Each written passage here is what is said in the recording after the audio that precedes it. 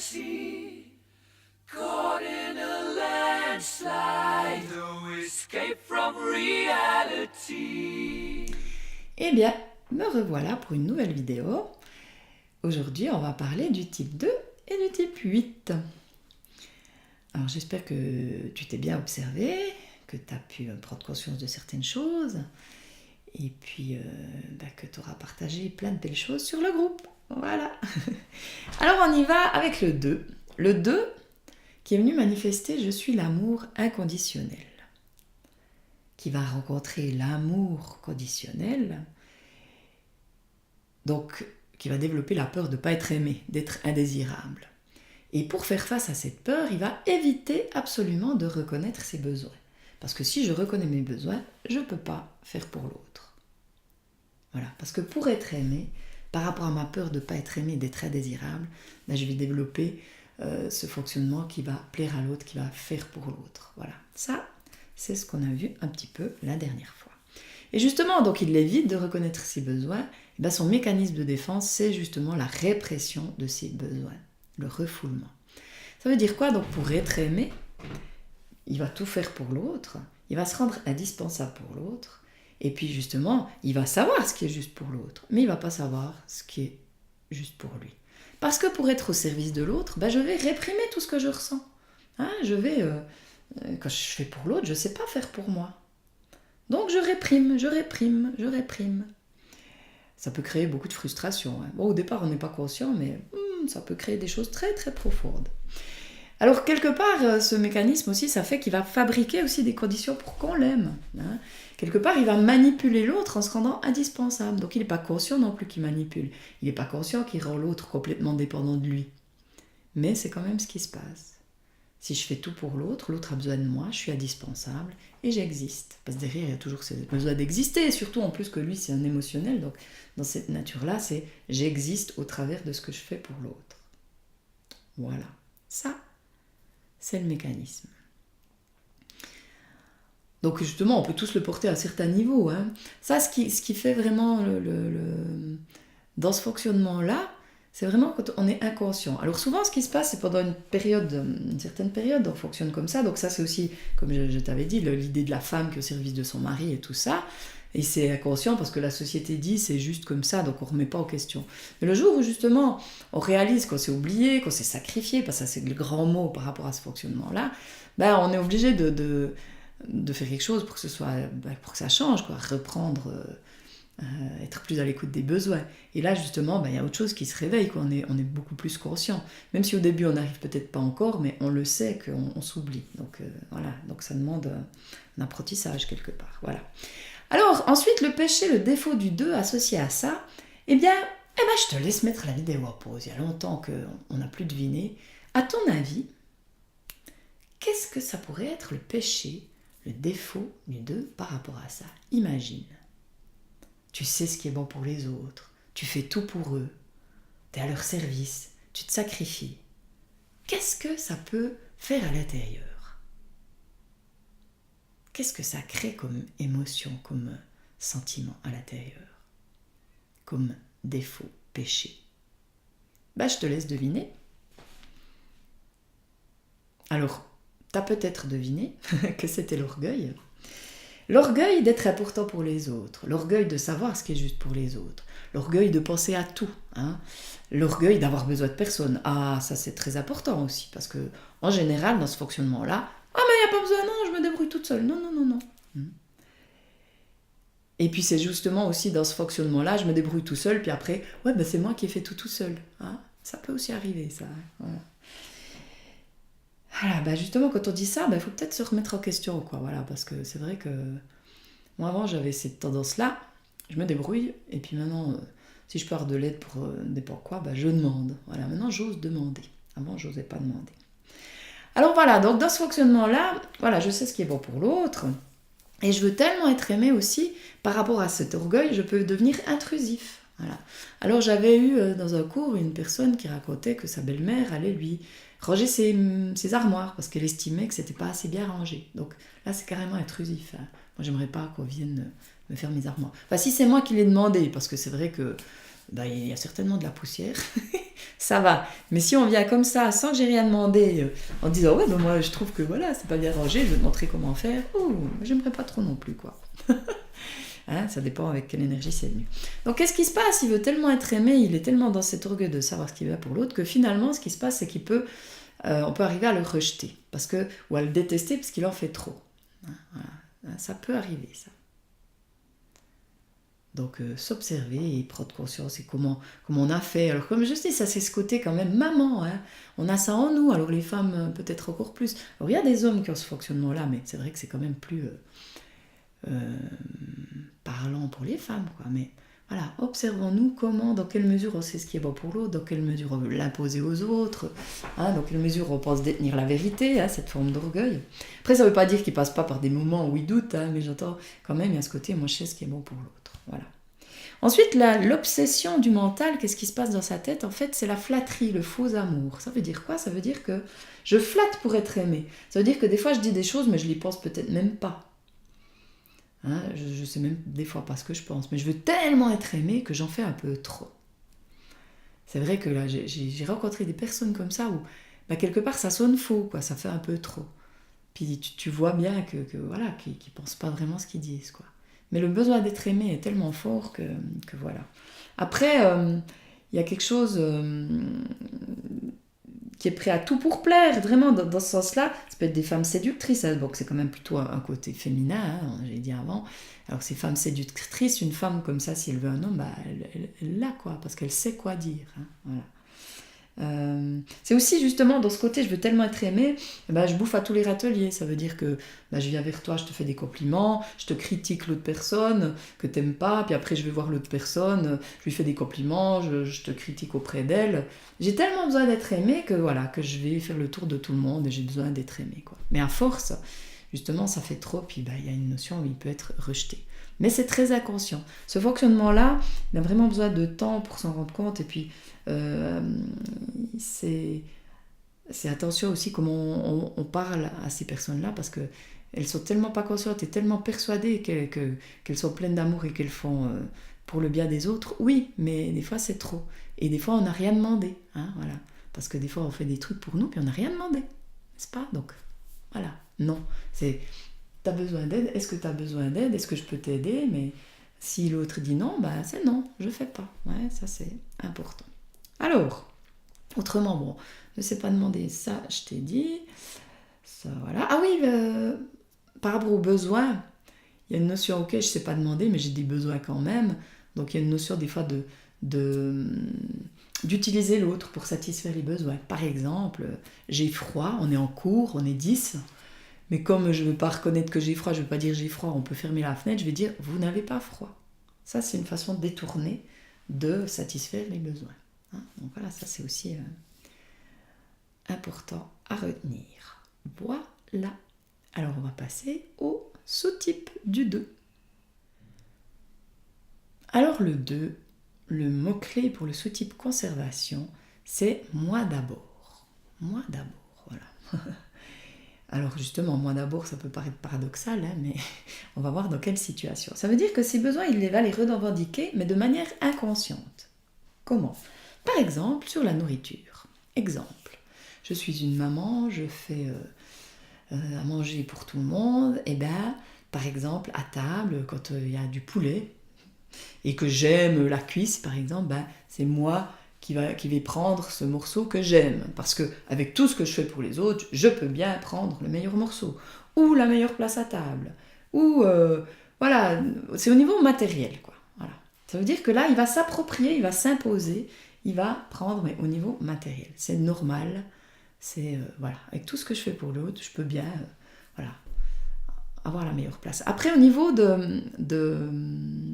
au travail, par exemple, ça peut être une personne qui travaille beaucoup, qui est l'éminence grise du patron, parce que ça, c'est souvent, le 2, il est souvent en deuxième, hein, le confident ou le bras droit, voilà, très souvent. Alors imagine, c'est une secrétaire qui fait tout pour le chef, qui pense à tout pour lui, qui va au-delà de ses désirs, ok. Au niveau matériel, elle va attendre un sourire, par exemple. Oh, c'est pas vraiment matériel, mais des traitements de faveur, par exemple, hein, un geste amical, une complicité, vraiment quelque chose que que ça lui revienne par rapport à tout ce qu'elle fait pour l'autre. Voilà. Et qu'est-ce qui peut se passer s'il n'y a pas de retour? Elle peut devenir agressif. Alors ça, c'est vraiment ce truc avec tout ce que j'ai fait pour toi. J'ai tout fait pour toi. Dans j'ai tout fait, il y a étouffé. Je t'ai étouffé. Alors c'est pas étonnant que j'ai pas de retour. J'en ai tellement fait. J'ai déjà vu beaucoup de mamans qui étaient dans ce fonctionnement-là, dont les enfants viennent plus tellement les voir, quoi, parce que y a eu tellement d'intrusions et que c'était tellement possessif quelque part, voilà, ils n'ont plus trop envie, quoi. Ce fonctionnement-là, autopréservation, conservation, c'est le plus inconscient, hein, vraiment. Donc voilà, donc c'est vrai que observez-vous par rapport à ça. Alors moi j'ai pu m'observer par rapport à ça, la meilleure place, la meilleure partie du rôti, alors ça c'était classique, quoi, hein, voilà. Mais bon, maintenant je l'ai toujours un peu, mais je suis plus consciente. C'est parce que j'aime bien le bout du rôti, alors s'il y a personne qui le veut, je le prends, voilà. Je suis à l'écoute de mes besoins par rapport à ça. Voilà. Juste aussi par rapport à ce côté agressif, justement, là, quelque part, quand il s'énerve, voilà, avec tout ce que j'ai fait pour toi, là, il va en 8, hein, il va prendre le côté agressif du 8, j'ai tout fait pour toi. Et puis c'est vrai qu'aussi, si on fait remarquer ces choses-là, il va dire que c'est normal, là, avec tout ce que je fais pour les autres, je peux bien avoir, voilà, hein, pour lui, c'est normal, quoi. Mais il y a vraiment une façon où c'est dans la réaction toujours, hein, et puis moi, je te rappelle que l'idée, c'est de voir justement ce qui nous fait réagir pour être dans l'action et pas dans la réaction. Donc voilà. Ça, c'était pour le conservation, moi d'abord. Pour le sous-type sexuel, eh bien le mot-clé, c'est séduction agressive. C'est là, justement, qu'il y a la mangeuse d'homme, entre guillemets.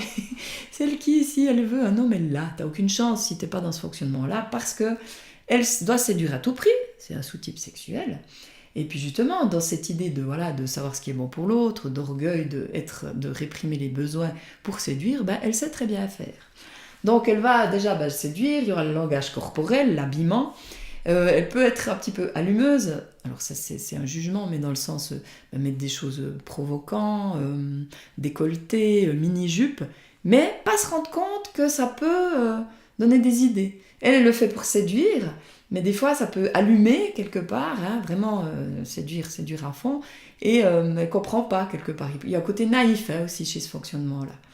Et puis souvent, ça allume, mais ça n'éteint pas. Hein, voilà, parce que séduire, ok, mais pas forcément aller plus loin.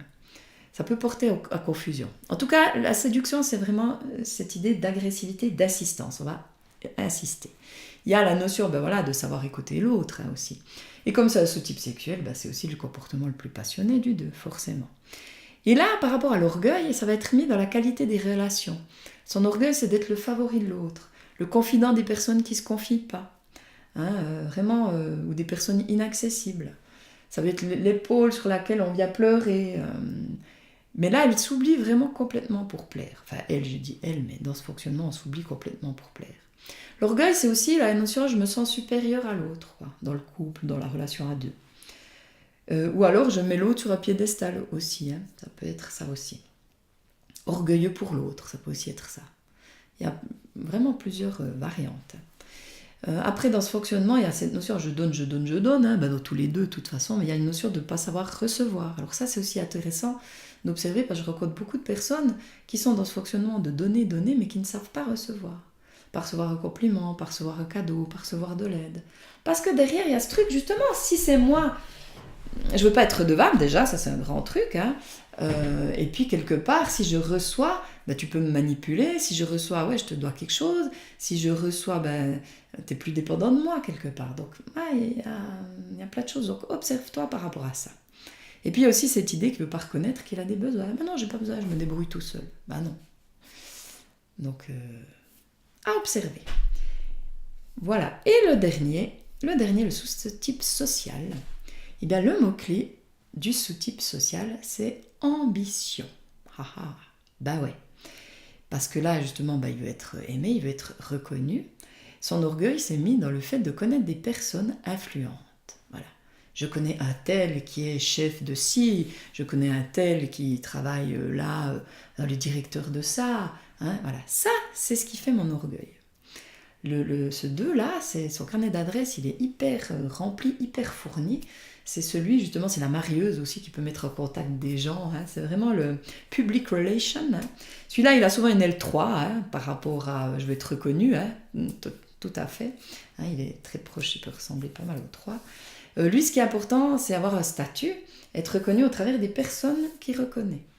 Hein, donc, on peut dire qu'il est ambitieux par procuration. Ah, j'appartiens à ce groupe qui a de l'importance. Pas forcément lui qui va mettre en avant, mais je fais partie de ce groupe qui est connu et du coup, ça me donne de l'importance.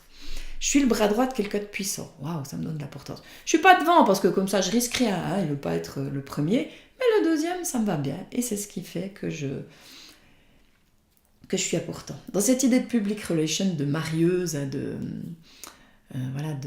bon tuyau quelque part, chacun lui doit quelque chose. Quoi. Il y a vraiment un truc de redevabilité, ça lui donne du pouvoir indirectement. Hein. C'est une façon d'avoir du pouvoir. Voilà, ça c'est le fonctionnement du sous-type social. Ambition pour le 2. Mais maintenant, on va passer au 8. Un poids lourd. Ouh là là.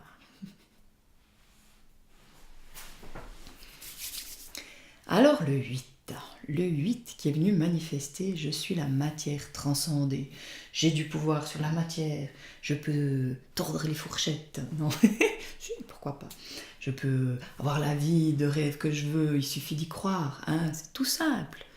Eh ben non, il va rencontrer les limites, les interdits, donc lui, il veut pas se soumettre aux lois de la matière, il veut pas être sous la volonté de quelqu'un.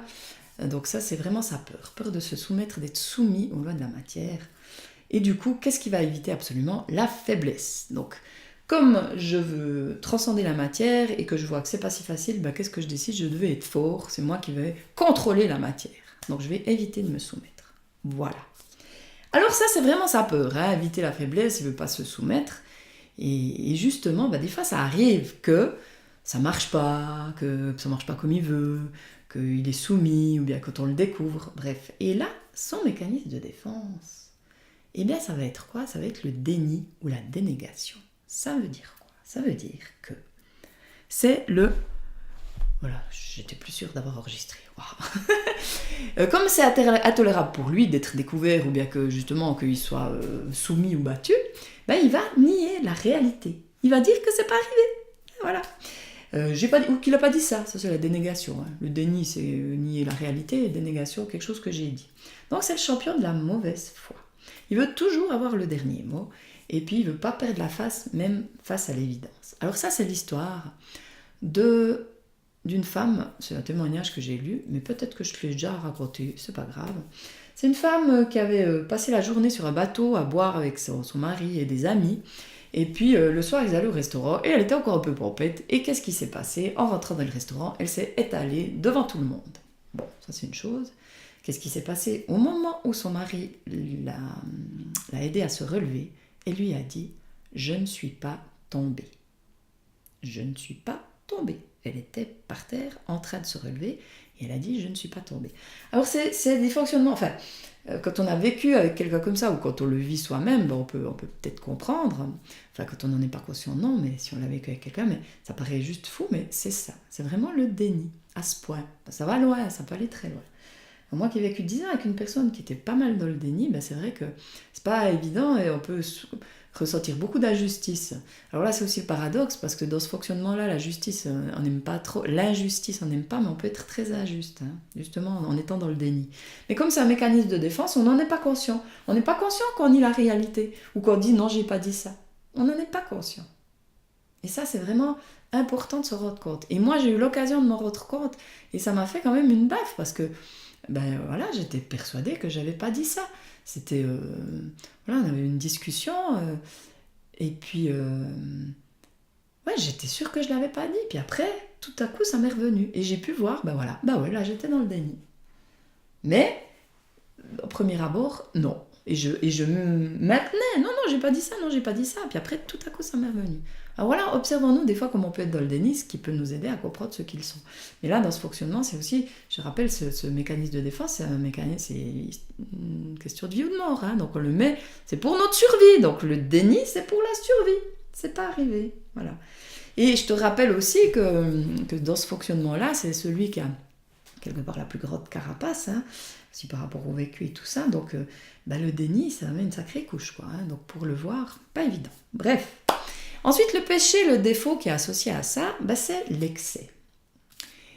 Et là, l'excès, ça veut dire quoi? Ça veut dire je veux être fort absolument, mais j'en fais trop. Parce que sa problématique, c'est je parle fort, je travaille comme un fou, j'aime passionnément, je vais au bout de mes forces, mais à la fin, je suis épuisée. J'en ai fait trop. Donc quand je disais que le défaut nous éloigne de ce qu'on veut vraiment, dans ce fonctionnement-là, je vais être fort. Voilà, je veux vraiment être fort, j'en fais trop, l'excès fait que je suis plus fort. Donc ça nous éloigne de ce qu'on veut. Voilà. Alors, dans ce fonctionnement-là, lui, justement, au final, il peut être cassé. C'est la crise cardiaque, un truc assez violent qui peut l'arrêter. Hein, il peut avoir aussi de l'hypertension, c'est aussi assez soumis à l'hypertension, mais justement, des choses quand même assez graves. C'est le corps qui dit stop pour s'arrêter. Mais là, justement, il est plus fort, le contrôle t'oublie, quoi. Il lâche le contrôle. Voilà, donc ça peut être quand même assez... le retournement peut être assez violent, voilà. Autrement, les excès de plaisir aussi, hein, voilà, la belle vie, la nourriture, la sexualité, tout ça, beaucoup, beaucoup, beaucoup. Mais c'est comme aussi un petit peu un truc de survie, quoi, hein, quelque part. Hein. Voilà. Et qui montre aussi la force aussi, hein. Ensuite, l'obsession, qu'est-ce qui lui passe par la tête? Il y a une notion de vengeance, de revanche. Ça veut dire quoi? Quand il a été soumis, quand c'est pas allé comme il voulait, il y a ce truc, un jour je le remontrerai, un jour je me vengerai. Hein, quand j'ai parlé de l'enfance, cet enfant qui a pu vivre des injustices, qui a pu être battu et tout, il va se dire, ce qui l'aide à grandir, c'est un jour je serai plus fort, un jour je vais le remontrer. Et ça, voilà, je trouve que c'est aussi intéressant à voir. Il y a Sœur Emmanuelle qui a, dans un de ses livres, elle parle justement de cette idée de vengeance.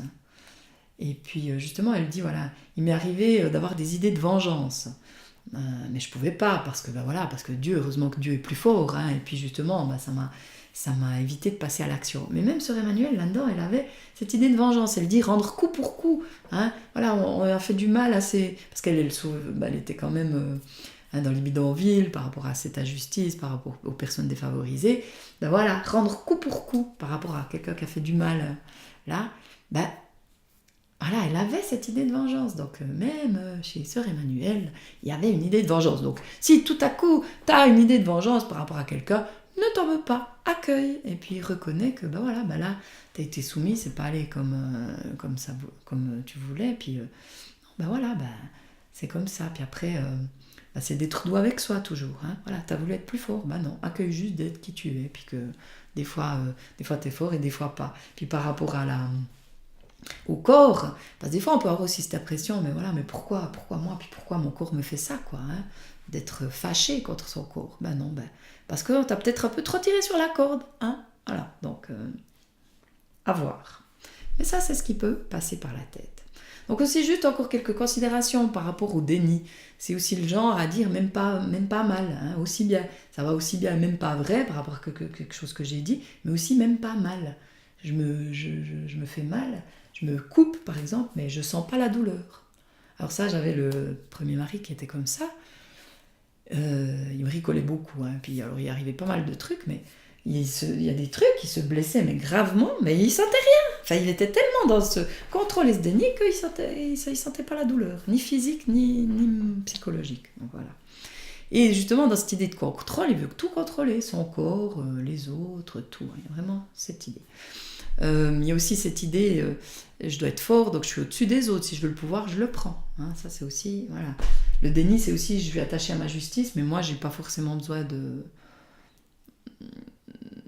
suivre ce que je dis. Donc, c'est aussi une forme de déni, ou bien fait comme de mauvaise foi, fait comme je dis, pas comme je le fais. C'est vrai que aussi, par rapport à quelqu'un comme ça, il faut pas s'y heurter si on n'a pas les couilles, comme on dit, quoi, hein, si on n'est pas aussi fort, quoi, parce que il va t'écraser, quoi. Hein. Il n'a pas tellement de remords à écraser l'autre, quoi, parce que pour être fort, les autres, là. Puis surtout s'ils ont peur de moi, hein, il y a une forme de mépris des fois aussi. Hein, voilà. Après, il y a aussi un truc intéressant quand même, de par la flèche extérieure, c'est qu'il aura tendance à surestimer les dangers potentiels. Lui, il est quand même, la sécurité c'est important pour lui, puis il aura tendance à avoir un peu le mal partout. Alors pas tout à fait comme le 6 qui est beaucoup dans la peur, mais lui c'est justement, cette flèche extérieure c'est pour le faire réagir. Donc il va voir un truc, ah là ça va pas, faut que j'aille faire quelque chose. Il a aussi à côté, on verra après, le justicier, donc il va aller rétablir l'équilibre, la balance. En plus le 8 dans le tarot c'est la balance, hein, donc il y a une notion de rétablir l'équilibre. Et le 8, une boucle en haut, une boucle en bas, il a vraiment à rétablir l'équilibre. Le 8, c'est le signe de l'infini, quoi. Quand je prends conscience justement de ma puissance et que je ne suis plus dans un extrême, ni dans un côté, ni dans l'autre, hein, ni tout d'un côté, ni tout dans l'autre, justement, je suis dans l'équilibre et tout est possible, quoi. Donc ça nous parle aussi de ça. Voilà. Et maintenant, on va aller voir les sous-types. Alors, le sous-type conservation du 8, le mot-clé, c'est survie, justement. Donc lui, il y a vraiment une urgence à satisfaire les besoins primaires. Nourriture, toit, argent, sexe, protéger la tribu, protéger la maison, ça c'est important. Lui, il est vraiment obsédé par quelque part la sécurité, il veut protéger son environnement, donc les systèmes de sécurité, contrôler. Là, c'est vraiment important pour lui. Donc, lui, il a besoin justement de savoir aussi ce que font les autres à la maison. Il a besoin de tout contrôler, vraiment, vraiment à fond, mais c'est par rapport à la sécurité. Si je ne contrôle pas, il va m'arriver quelque chose. Je risque quelque chose. C'est ici celui au niveau matériel qui va faire beaucoup de provisions. Hein. Je te parlais dans une vidéo précédente de quelqu'un que je connaissais qui partait toujours avec une pomme. Ça peut être ça, quoi, dans le conservation. Puis il y avait vraiment ce côté-là en lien avec je dois être forte, voilà. Je fais beaucoup de provisions. Je vais à une place en vacances. La première chose que je dois voir, c'est où est le magasin le plus proche où je peux aller faire des provisions. Voilà. Dans son fonctionnement aussi, il n'a pas besoin de luxe, mais il a besoin d'autonomie quand même, mais pas des choses. Le 8 en général, dans ce fonctionnement-là, il peut être assez simple. Hein, voilà. C'est en quantité, mais pas forcément luxueux. La nature, il connaît la nature, ça peut le rendre autonome aussi, hein, voilà, les champignons, le jardinage, ça peut nourrir la planète déjà et ça me rend autonome. Et il aime bricoleur, il aime travailler des mains. Il aime aussi donner à manger à ceux qui ont faim. Ça c'est Coluche et les Restos du Cœur, typiquement, quoi. Voilà. Dans ce fonctionnement-là, c'est vraiment satisfaire les besoins primaires. L'abbé Pierre, je pense qu'il est aussi un peu là à cet endroit-là, quoi. Hein. C'est vraiment ça, nourrir ceux qui ont faim. Voilà. Oui, alors, Oui, c'est bon. Voilà, ce sera bon pour celui-là. Donc vraiment, système de sécurité, survie, et puis les besoins primaires importants, ça c'est à retenir. Ensuite, le mot-clé du sous-type sexuel, et là c'est possessivité, reddition. Là c'est un petit peu paradoxal, hein, parce que possessivité c'est tu m'appartiens, reddition je me rends. Hein, mais comment ça marche ? Voilà, le 8, je t'ai déjà dit, c'est le plus charismatique, celui qui a plus d'énergie, mais alors le sous-type sexuel, voilà, c'est le plus énergique de tous, le plus, voilà. Et là, justement, dans les relations en tête-à-tête, c'est fort. Il y a quelque chose, il y a beaucoup d'éclats de voix, il y a de la jalousie, il y a de la colère. Et il y a cette notion de contrôler l'autre. Possessivité, l'autre m'appartient. Ça veut dire, par exemple, moi j'ai vécu ça. Pendant 10 ans, je n'avais pas le droit de sortir seule, j'aurais pas eu le droit d'aller faire un jacuzzi, j'aurais pas eu le droit de me tailler les cheveux, j'avais pas le droit de me faire les ongles, j'avais pas le droit de fumer, voilà. Hein. Voilà, 10 ans. Bon, il m'a fallu 10 ans pour dire stop, mais voilà, il y avait ce truc, je lui appartenais. Ça allait même plus loin, la possessivité, c'était même au niveau des pensées. Il voulait tout savoir quelque part, hein, parce qu'il fallait contrôler tout. Hein, voilà. Ça, c'était vraiment cette idée de possessivité et de contrôle de l'autre. Et c'était pas évident, hein, parce que c'est pas forcément évident à vivre, quoi. Hein. Tout contrôler et puis se sentir comme un objet, quoi, finalement. Hein, voilà. Et après, par rapport à la reddition, ça veut dire quoi ? Alors ça peut être un autre volet. Alors moi, j'ai pas connu ça, mais bon. Ce qui peut se passer, c'est que voilà, au début, il veut être fort, donc voilà, il teste l'autre. L'autre doit être dévoué à moi. Voilà, par exemple, alors on va dire que ce côté 8, c'est quand même souvent en plus des hommes, c'est un peu le côté macho. Hein. Voilà, macho, on va dire. Si on veut mettre un nom, hein, voilà, macho, le macho. Alors, voilà, au début, voilà, sa femme est dévouée, elle fait tout pour lui c'est le chef. Mais après, une fois qu'il a testé et qu'il fait confiance à l'autre, il peut tout abandonner à l'autre. Ça peut être justement, je me rends. C'est toi qui gères, je deviens un peu ton toutou quelque part. Hein, voilà.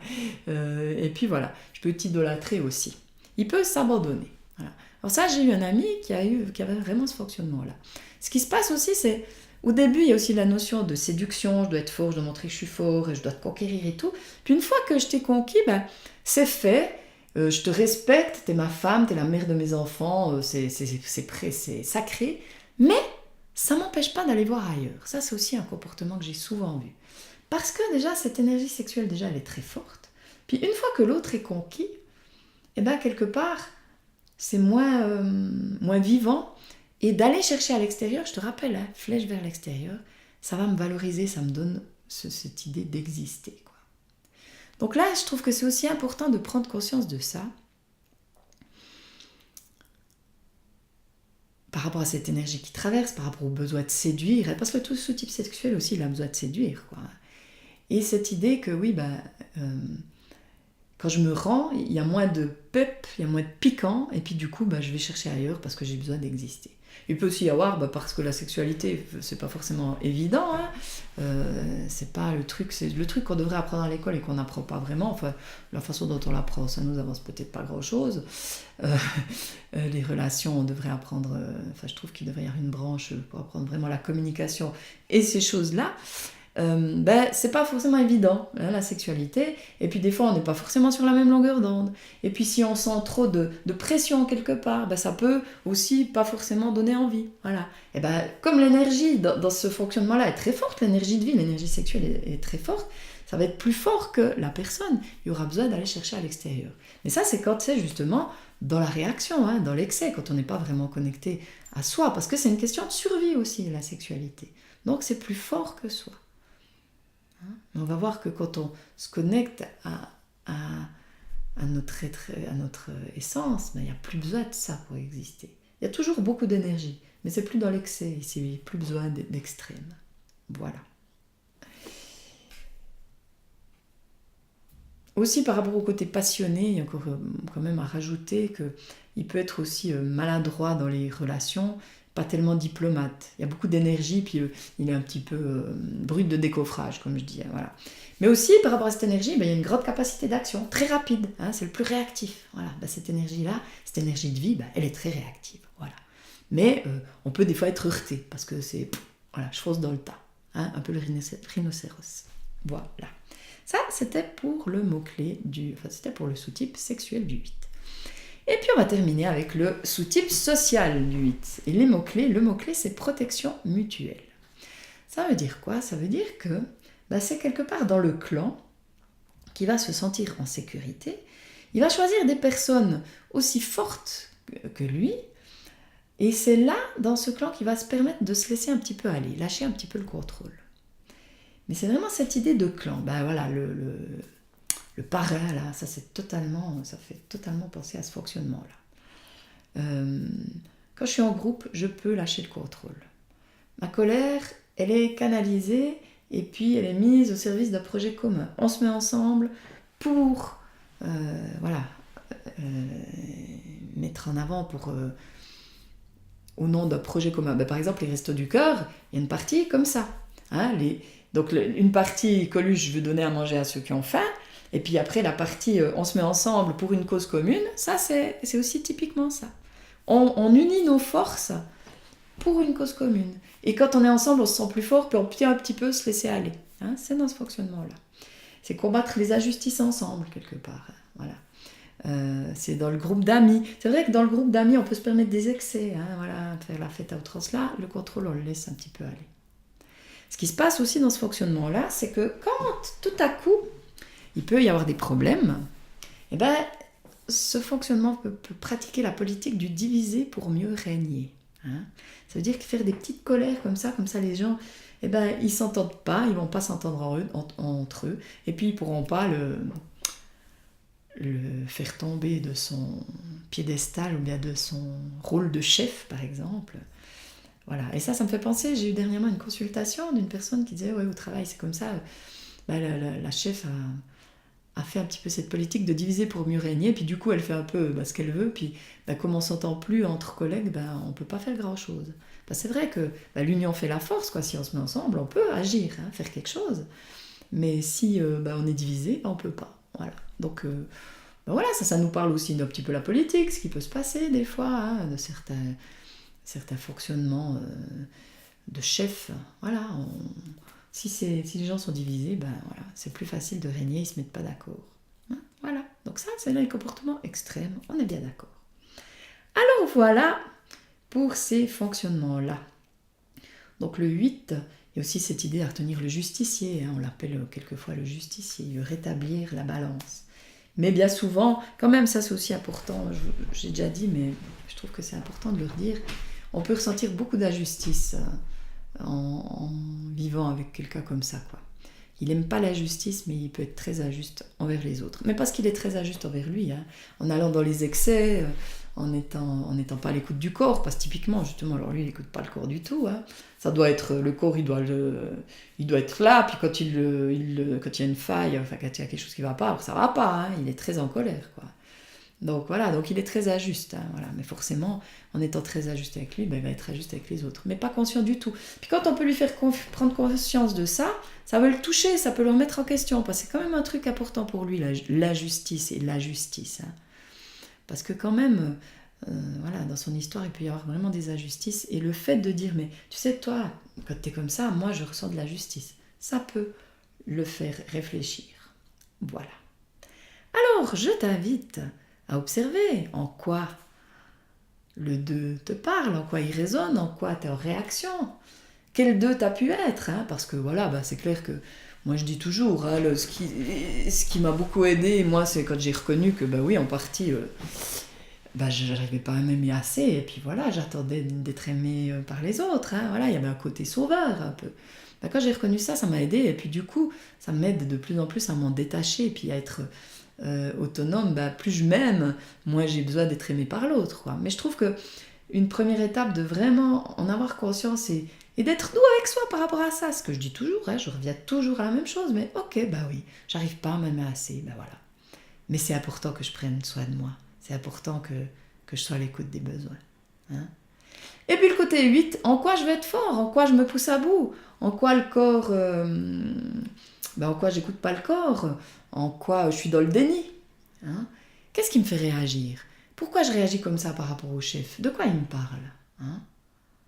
Voilà, parce que peut-être justement, moi je dis, il m'a fallu 10 ans pour partir avec le premier mari, mais pourquoi j'ai vécu avec cette personne-là? Pour que je m'affirme, parce que je disais tout, oui à tout. Donc je lui appartenais, ouais. Mais la frustration que j'avais à l'intérieur, waouh, mais c'était terrible. Mais il m'a fallu 10 ans pour oser dire stop, pour oser dire non. Ces personnes-là, on les rencontre pas par hasard, elles mettent un grand coup de pied, quoi. Parce que cette énergie de vie-là, elle nous fait aller en avant. Le 8, il fait vraiment que les choses puissent avancer. Donc ces personnes-là, on les rencontre pas par hasard dans notre vie. Hein, voilà. Alors après, ça passe ou ça casse. Hein, voilà. Moi, ça a cassé. Parce que voilà, si d'un côté, il n'y a pas de remise en question, puis voilà, moi à l'époque, je me souviens plus bien, mais voilà, c'est comme ça, puis c'est juste. Hein. Mais ce que je veux dire, c'est que des fois, quand on le vit, on peut se dire c'est injuste, c'est dur, c'est terrible, pourquoi je vis ça? Mais avec le recul, merci, c'est un cadeau. Waouh! Parce que ça nous met face aux limites. Le 8, il nous met face aux limites. Je ne savais pas dire non. Là, j'ai dû apprendre, hein, parce qu'au bout d'un moment, c'était tellement injuste et il y en avait tellement que je ne pouvais plus faire autrement. Voilà, mais il n'y a pas de hasard. Il n'y a pas de hasard. Les limites, c'est quoi les limites? Comment je suis dur avec moi? Quelles limites je m'impose?